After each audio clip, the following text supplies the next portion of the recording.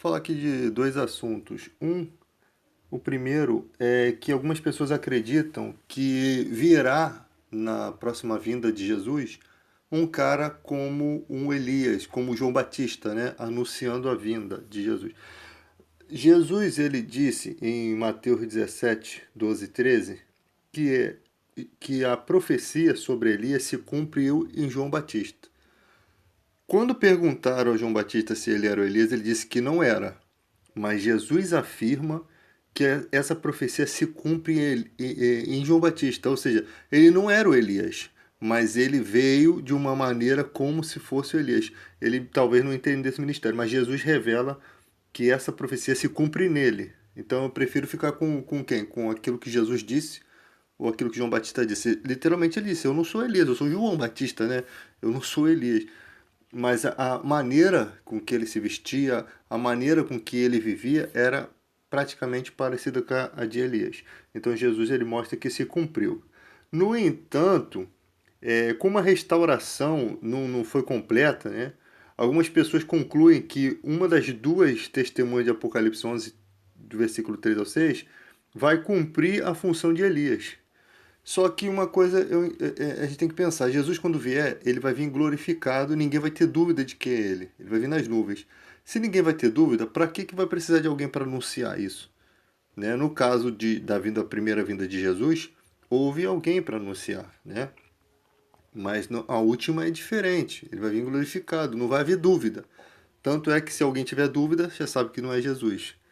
Né? O Henrique Cristo sabe que não é Jesus. Então, gente, a questão. Muita gente também não pensa que o anticristo vem antes disso tudo, né? O anticristo vem antes. As coisas ruins vão vir antes disso tudo aí.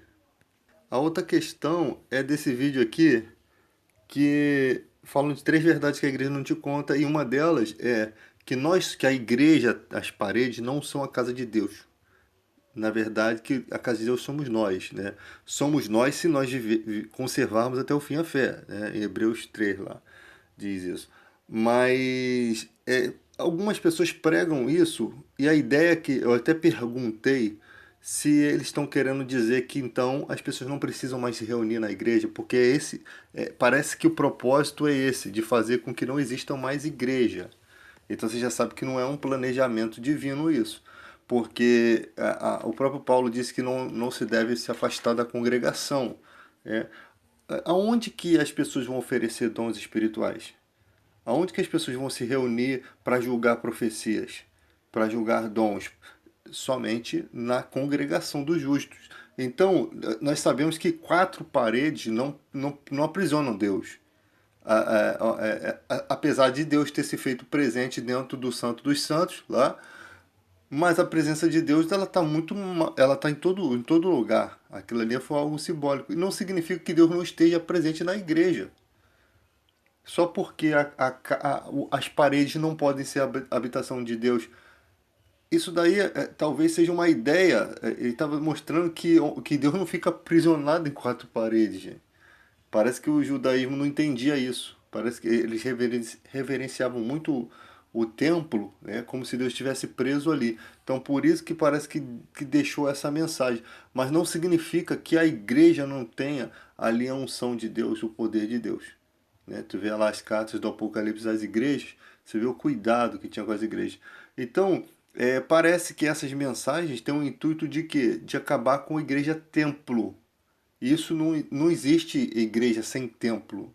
Não tem como existir, até porque você vai fazer um culto na rua e quem vai ser o pastor, quem vai ser o diácono, quem vai, sabe, onde eles vão exercer a profissão de fé, porque é uma profissão.